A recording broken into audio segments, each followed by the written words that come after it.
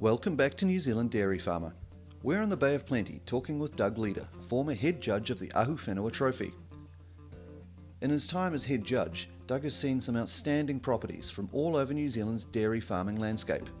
In my time, the finalists have ranged from Taranaki, South Taranaki that is, to Northland. And is there anything in particular that stands out for you amongst all those finalists as to a common theme amongst them that got them through to that level in the competition? I think the first thing has to be they're all good at what they do, exceedingly good. But again, a lot of them is about all the successful ones that make the finals are all about growing their business. In a lot of cases, they're about taking back their lands. In Paranihi Kiwatotara's case, it's getting all those West Coast leases back, and in Northland's case, it is getting the farms back that have probably been leased out to other people for farming enterprises. But getting the land back is only half the story, isn't it? It's what they do with it once they do have it back, and plans from there on. Yeah, absolutely, and I think that gets back to the point I made earlier, that they've probably in the past been constrained by capital and business acumen, but they're putting those things together with good governance around their trusts and corporations, and the financial institutions coming to the party in terms of saying we can be a party to this, growing this business. I think you're finding those major hurdles are now behind them. Is there any risk that some of them may try to run before they can walk? I haven't seen it myself. As I said, they're traditionally very conservative. Big focus on debt reduction. So as long as they keep those disciplines, then I think they'll be fine. And what are the main things in the future for them, apart from, as you said, debt reduction and growing production? There are other issues there they're tackling? I think they are, but they're probably at the next level in, well, there's a couple of areas. Firstly, in terms of them having a vision about the future, clearly a lot of the Maori enterprises see themselves as wanting to be vertically integrated, get the value out of the whole chain, and that doesn't necessarily mean they're going to stick with the milk supply they're supplying, and the advent of Miraka in the Central Plateau is a classic example of that. From all intents and purposes, I think it's a great initiative, and even though it's only been going for a year, it seems to have done exceedingly well. Again, surrounded themselves with very good people, and they run a good business. The other big focus, I think, will be environmental or sustainability is the word we use today. Being guardians of the land historically, I think that's now a huge focal point for them. And there's no one thing that is going to address that sustainability thing. It's like having a toolbox. You can take one tool to do a specific thing, but there's a whole lot of other things you've got to do to complete the whole equation. And that's going to be a challenge not only for Maori enterprise, but for agriculture in general. What do you see for the future of Maori dairying generally? Oh, very positive.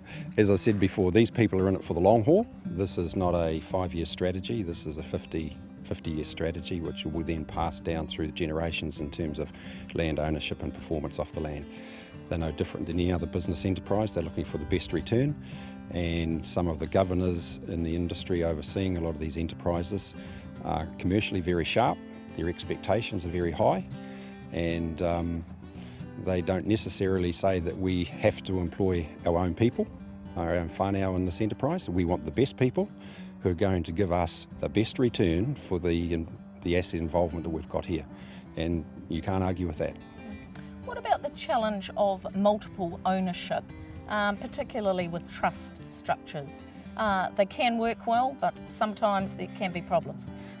Sure, there's some very big issues around multiply owned Maori dairy farm and getting to a common decision that's probably got a good commercial focus to it. Now, some of the answers to that lie within the Maori Land Court in terms of the way some of these trusts are structured, but it's just another hurdle that they will overcome. And I've seen many of the finalists have multiple ownership, but they have the hui and then they start the dui. And as I said, the ones I've seen have been very successful. just a bit more of a hurdle than the sole trader who you say, this is what I'm going to do, and you get in and do it. This is a lot more involved in terms of taking a lot of people with you.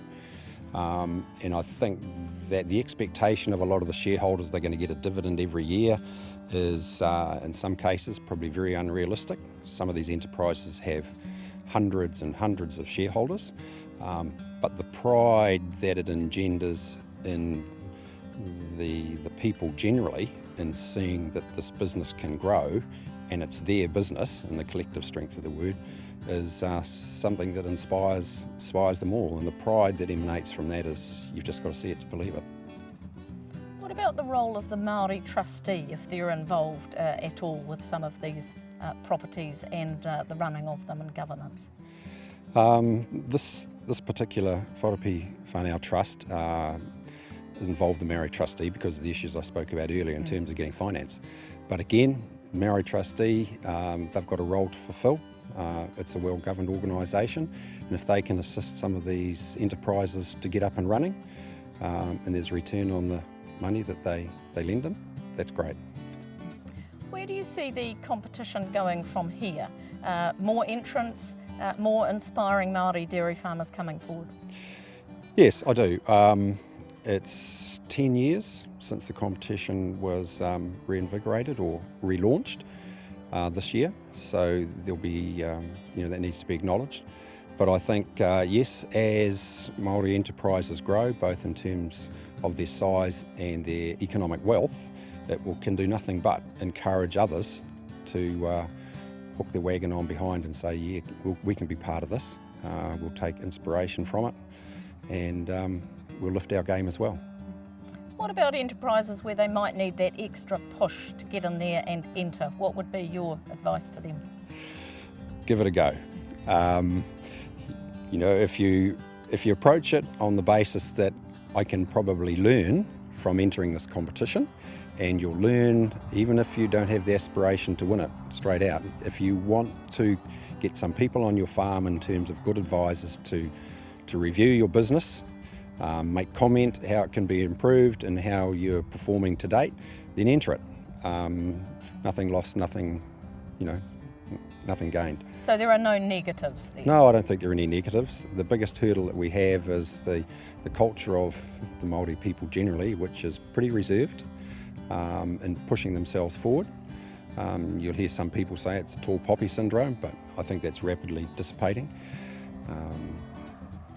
So they should just do it? I think they should just do it. It's good. It's good for them as individuals in terms of benchmarking themselves, and it's good for their business in terms of benchmarking and saying how are we doing, how can we do, and do we lift our aspirations in terms of our sites going forward. Next week, New Zealand dairy farmer travels north of Whangarei to talk to Tuffy Manjala. Tuffy is the Dairy NZ Northern Regional Leader and recent winner of the prestigious Nuffield Scholarship. We'll also talk with Benson Horsford, a young herd manager in the area, about the importance of peer support and advice within the local dairy community. We'll see you then. New Zealand Dairy Farmer is proudly brought to you by Hanson Products, providing Kiwi farmers with water system solutions for over 50 years.